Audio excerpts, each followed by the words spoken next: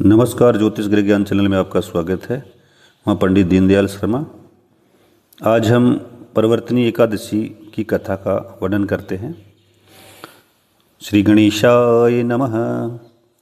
श्री ब्रह्म विवर्त पुराण की कथा। धर्मराज युधिष्ठिर ने कहा, हे भगवान, भादो माह के शुक्ल पक्ष वाली एकादशी का क्या नाम है तथा उसके करने की क्या विधि है, सो मुझको वर्णन कीजिए। श्री कृष्ण जी ने कहा, हे धर्मावतार, अब मैं आपके सामने भादो मास के शुक्ल पक्ष की एकादशी का विधिपूर्वक वर्णन करता हूँ, सो आप ध्यानपूर्वक सुनो। इस एकादशी को परिवर्तनी अथवा वामन एकादशी कहते हैं। कहीं कहीं पर इसको जयंती एकादशी भी कहा जाता है। ये पापों का नाश करने वाली, अंत में स्वर्ग प्रदान करने वाली, वाजपेयी यज्ञ के समान फल देने वाली है। जो मनुष्य अपनी गति चाहते हैं उन्हें इस एकादशी का व्रत अवश्य करना चाहिए।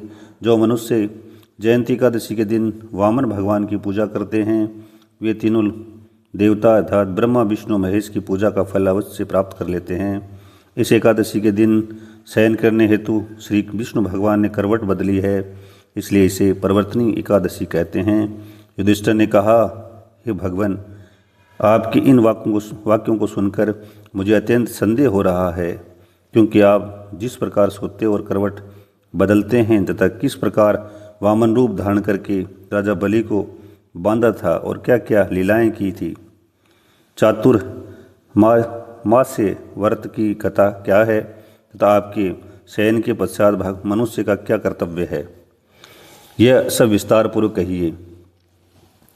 श्री कृष्ण जी ने कहा, हे दुष्टर, मैं अब तुमसे पापों को नष्ट करने वाली कथा का वर्णन करता हूँ। त्रेता युग में दानव कुल में एक बलि नाम का एक मेरा भक्त था। दानी, सत्यवादी और ब्राह्मणों की सेवा करने वाला प्रतापी राजा हुआ था, जिसने अपनी भक्ति के प्रभाव से इंद्र लोक पर अधिकार कर लिया था। बलि द्वारा इंद्र के स्थान को लेने के से इंद्रादि सभी देवता स्थान विहीन होकर दुखी होने लगे और उन्होंने भगवान के पास जाकर प्रार्थना की। तब भगवान ने वामन रूप अवतार धारण करके अत्यंत तेजस्वी ब्राह्मण बालक के रूप में राजा बलि पर विजय प्राप्त की थी। युधिष्ठिर ने कहा, हे माधव, आपने बलि को वामन अवतार धारण कर कैसे जीता, ये सब कथा विस्तार सहित सुनाइए। श्री कृष्ण जी ने कहा, हे राजन, मैंने वामन रूप धारण करके राजा बलि से याचना की, हे राजन, आप मुझे 3 पग भूमि दान दो, जिससे तुम्हें 3 लोक 3 दान का फल प्राप्त होगा।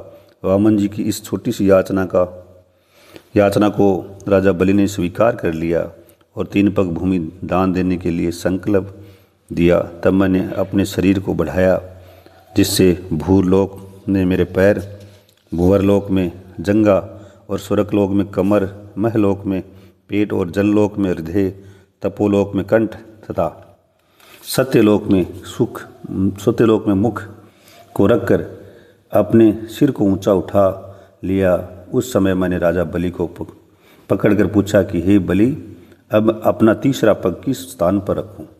मेरी बात सुनकर राजा बलि ने अपना सिर नीचा कर लिया। तब मैंने अपना तीसरा पग उनके सिर पर रख दिया, जिसके कारण वह दानव पाताल लोक को चला गया। जब मैंने उसे अति विनीत दशा में देखा तो मैंने कहा, हे बलि, मैं सदैव तुम्हारे निकट ही रहूँगा। भादो के शुक्ल पक्ष की परिवर्तनी नामक एकादशी के दिन मेरी एक प्रतिज्ञा क्षीर सागर पर शेष नाग शैया पर शयन करती रहती है तथा दूसरी राजा बलि के पास रहती है। कार्तिक मास की शुक्ल पक्ष की एकादशी तक भगवान शयन करते हैं, तब करवट बदलते हैं। इसी दिन भगवान त्रिलोकीनाथ विष्णु की पूजा की जाती है। इसमें चावल, दही, शहीद और रुपये का दान किया जाता है। इस व्रत में रात्रि को जागरण करना चाहिए। इस प्रकार व्रत करने से मनुष्य समस्त पापों से मुक्त होकर स्वर्ग हो जाता है। बोलो विष्णु भगवान की जय।